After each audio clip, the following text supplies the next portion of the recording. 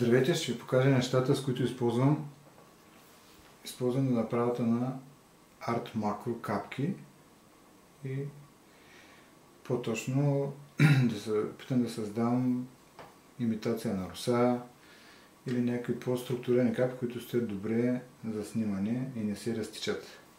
Първият метод, който той се поставя ръчно на някакви неща, които са интересни, които следва част това използвам глицерин, който се продава в аптеките. Него поставям с инсулинови игли, които са много финни отпред самите острета и позволяват да се поставят малки ситни капчици и удобно за поставяне.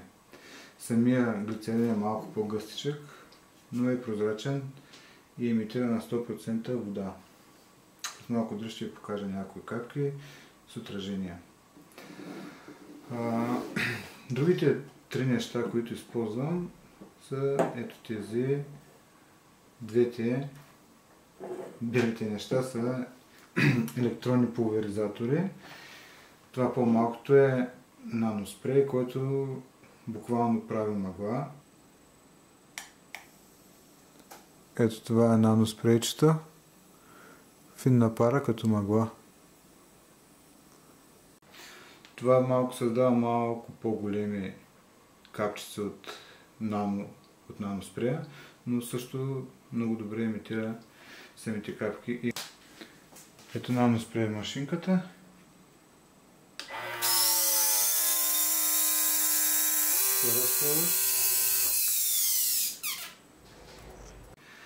Това контейнерче, което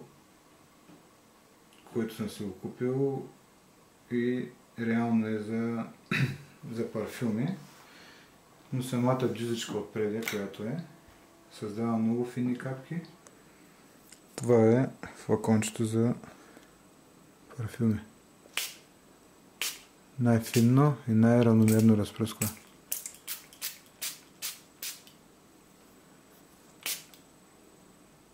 За тези неща, понеже са много финни, самите дюзички отпред, които минава водата, не е хубаво да се използва питейна вода, защото тя е вървита, има микропесъчинки.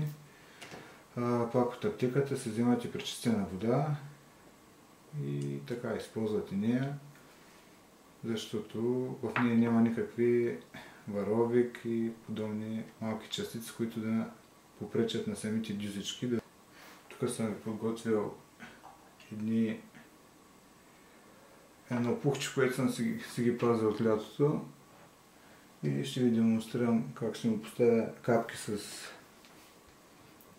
инсулиновата игла и ще му направим някакво отражение от цветенци. Тук съм си взел имам едни изкуствени, които се изкарват за многократна употреба. Така, сложили сме пухчето и ще се опитаме да му сложим малко капчици с иглата. Трябва да се внимава малко, защото самите капки са и тежки. Трябва да се внимава къде се слагат. Така ще сложат на различни места. Тук в центъра ще направим по-голяма, малко. По-мънички за окраса. Някои ще бъдат няма да бъдат на фокус.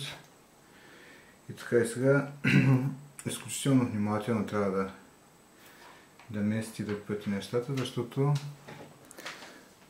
самите капки при малко движение могат да се разместят, да капнат и да се загубят. Но общо взето това са нещата.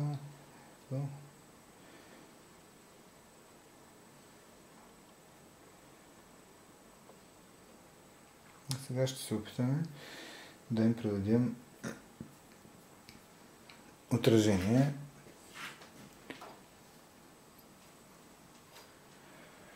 Това цветенце, с което ви бях обещал, което го сложим отзад. Самите капчици придобиха, ако виждате, придобиха оцветяване и се забелязват. Сега естествено трябва да се нагласи. Примерно може малко да падне по-отдолу, за да е по-фронтално срещу камерата.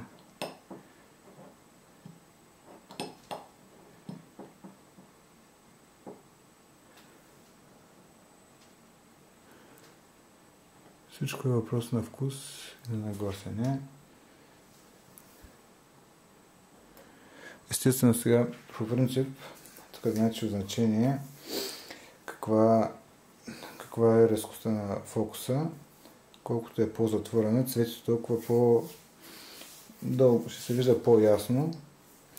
Но ако снимате на по-отворена блинда, цветенето ще бъде по-размито, по-няма да се вижда.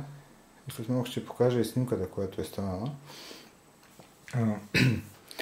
Ако искате да добиете още снимката да стане с по-голяма, да стане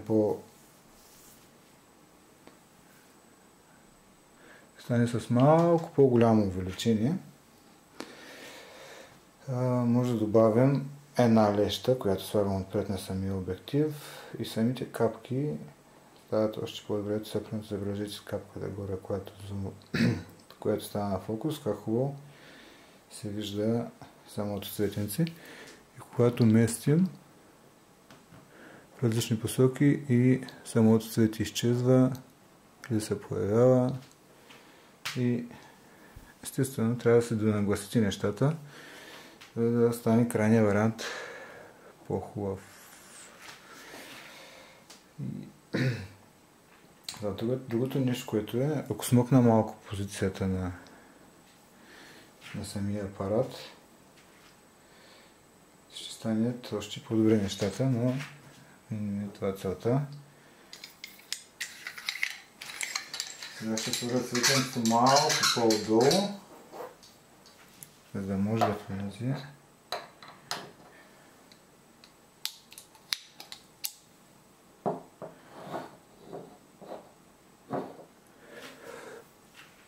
Така, да го нагласим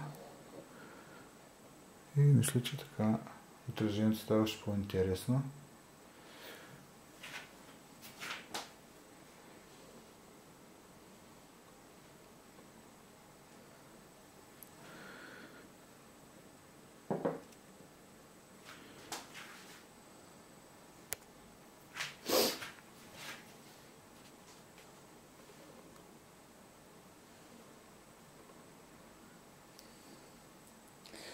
И сега ще покажа и една снимка, долу как се получават нещата.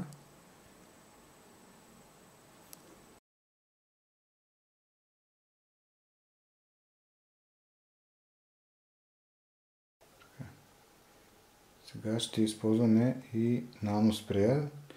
Тези големи капки, които се получават, до тях ще сложим малко по-манички, които ще бъдат като русичка. За известно време го оставяме.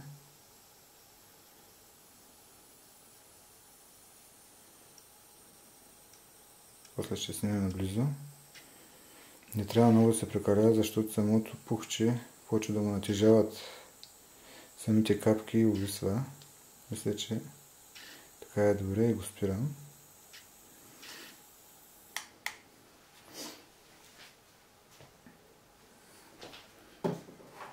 И ето вижте, се получават финни, толкова финнички самите капки. Сега ще направим и снимки, да видите какъв е крайният резултат.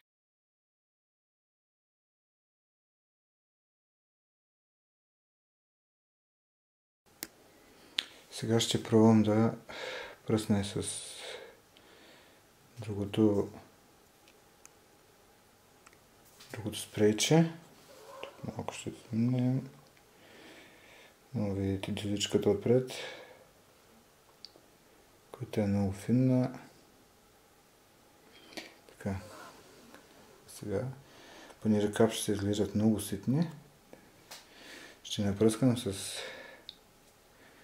този пулверизатор, за да могат да станат малко по-големи, като пак внимавам да не прекалявам.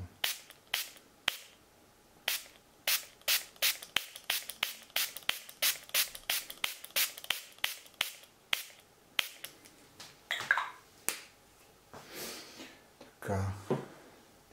И след малко да направим една снимка на какво е станало.